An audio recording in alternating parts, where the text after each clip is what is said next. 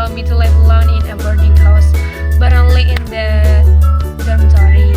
So I told myself, since my parents are already spending a lot for my education, I must not despise them at the very least, I should become an active and outstanding student. This is my way to repay their grave and solve my deepest gratitude for everything they have done for me.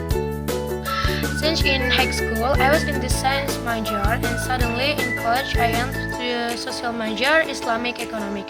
Honestly, I was a little shocked because it was not in line with what I studied in high school. The subjects are very different, and I had never studied accounting before, so I was really shocked when I had to learn accounting, but slowly I tried to adaptation, learn from my lecturer and my friend, and improve myself step by step, guys. My first impression when I entered college was also quite surprising since I came from a boarding school. I was shocked when I meet the outside world. Life outside is very free, while life in the boarding school was more restricted.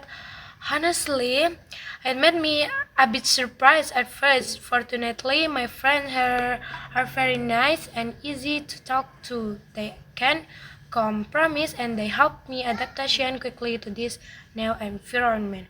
In the future, I hope I can finish my study well, become a successful person, and make my parents proud. I also hope I can inspire others, especially younger students, to always keep learning and never give up. Never give up, and even when facing challenge. I think that is all I can share about myself. Thank you very much for your attention and apologies for any mistake in my English. I'm so sorry. Thank you.